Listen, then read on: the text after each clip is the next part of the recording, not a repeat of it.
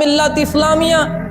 তাই আপনারা আমরা সকলেই নিজ নিজ নেক আমল দিয়ে আল্লাহ তাবারক ওয়া তাআলাকে সন্তুষ্ট করুন, নিজের কবরকে খুব সুন্দরভাবে সাজান। কেননা মানুষ অতদিন আপনার আমাদের সঙ্গে থাকবে যতদিন আমার কাছে আত্মা থাকবে। যখন আত্মা বের হয়ে যাবে তখন মানব কেউ কারো থাকবে না।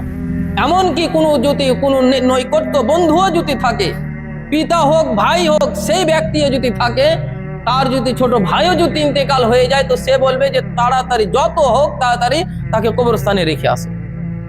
তাই বেরাদার, আমাদের সকলকে সেই আমলের বিষয়ে ভাবতে হবে, কবরের বিষয়ে ভাবতে হবে, হাসরের ময়দানের বিষয়ে ভাবতে হবে।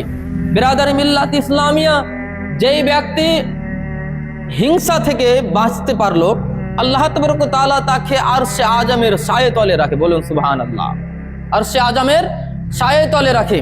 বেরাদার মিল্লাত ইসলামী হুজ্জাতুল ইসলাম ইমাম মুহাম্মদ গাজালি আলী রহমতুল্লাহ রিদওয়ানের ইরশাদ করছেন, লিখছেন ইহয়াউল উলুমের শরীফের মধ্যে যে হযরতে মুসা আলাইহিস সালাম এক ব্যক্তিকে দেখলেন যে আরশে আজমের ছায়ে তলে স্থাপন রয়েছে। বলুন সুবহানাল্লাহ।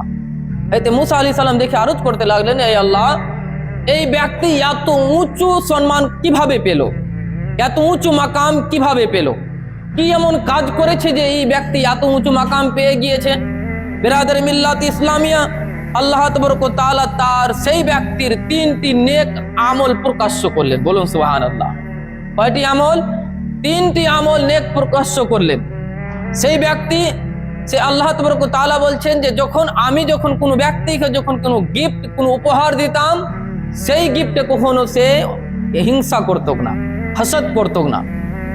এবং দ্বিতীয় হচ্ছে, সে কখনো নিজের পিতামাতার নাশুকরি করত না এবং পিতামাতাকে কখনো খারাপ কথা বলতো না।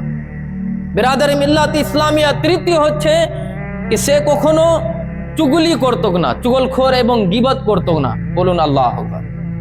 বেরাদার মিল্লাত ইসলামিয়া, হিংসা করা এবং পিতামাতার আদেশ অনুযায়ী না চলা এবং পিতামাতাকে খুব নোংরা গালি দেওয়া, পিতামাতার সঙ্গে বদ ব্যবহার করা, এই সমস্ত এবং চুগলি করা, এই 3টি কাজই হচ্ছে জাহান্নামে নিয়ে যাওয়ার জন্য যথেষ্ট, জাহান্নামে নিয়ে যাওয়ার জন্য যথেষ্ট।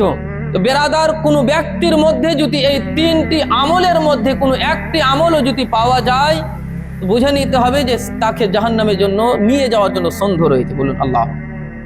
তো বেরাদার, আমাদের সকলকে এই হিংসা, এই হাসদ ওয়াসুক থেকে আমাদেরকে দূরে সরতে হবে। কেননা এই ওয়াসুক, যতই আমরা নেক আমল করি না কেন, যদি আমার অন্তরে যদি মানবের প্রতি যদি হিংসা থাকে, হাসদ থাকে, তাহলে সেই আমল যেরকম আগুন লকড়িকে জ্বলিয়ে পুড়িয়ে দেয়, ঠিক তেমনই সেই নেক আমলও কিন্তু হাসদের আগুনে জ্বলে যায়। বলুন আল্লাহ।